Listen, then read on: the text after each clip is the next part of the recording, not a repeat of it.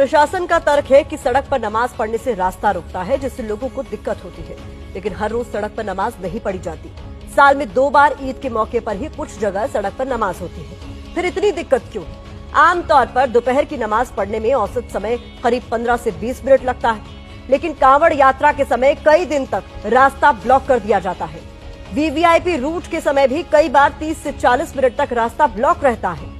सड़क पर जागरण होता है तो औसतन 4 से 5 घंटे लगते हैं, जिसकी वजह से कई बार रास्ता बंद हो जाता है। सड़क पर जगह जगह भंडारा होता है तो इसमें भी 2 से 3 घंटे तक रास्ता बंद होने की नौबत आ जाती है। सवाल तो छत पर नमाज पढ़ने की रोक पर भी है। आखिर छत पर नमाज पढ़ने से किसी को कैसे रोका जा सकता है? यही सुलगते सवाल अब अलग अलग पार्टियों के नेता बीजेपी की सरकार से पूछ रहे हैं।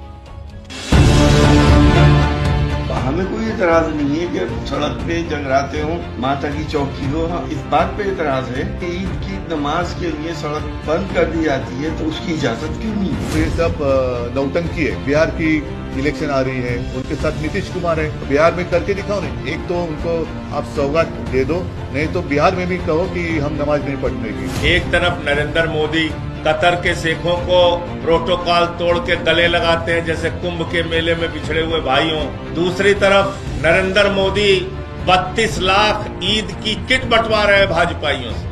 ये ड्रामा और नौटंकी भाजपाइयों को बंद करना चाहिए। समाज में है उसमें एक भ्रमित करने की कोशिश जहाँ हो रही है, वही कहीं ना कहीं सोसाइटी को डिवाइड करने की भी कोशिश हो रही है। और जब कोई भी देश इस तरह से डिवाइसिव नियत के तहत चलाया जाता है तो हमेशा देश को नुकसान ही हुआ। ये सिर्फ दिक्कत उनको हो रही है जो लोग सिर्फ मुसलमानों को टारगेट करके आज राजनीति कर रहे हैं।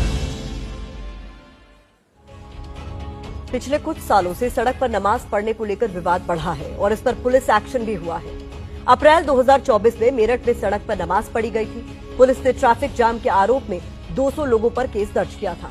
अप्रैल 2023 में कानपुर में सड़क पर बिना अनुमति के नमाज पढ़ने के आरोप में 2000 से ज्यादा लोगों पर 3 एफआईआर दर्ज की गई।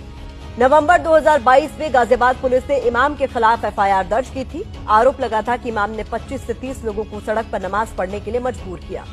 मुद्दा चूंकि हिंदू मुस्लिम से जुड़ा है, इसलिए धर्मगुरु भी आमने सामने। आजादी के बाद से और उसके पहले से भी ये सब चीजें होती आई हैं। जगराते भी सड़क पे हुए हैं, कांवड़ यात्रा भी सड़क पे निकलती हैं।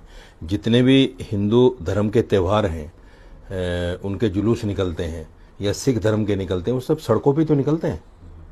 किसी मुसलमान ने आज तक कोई कंप्लेन किसी के खिलाफ नहीं की, बल्कि उन जुलूसों में, उन त्योहारों में शामिल होते हैं मुसलमान।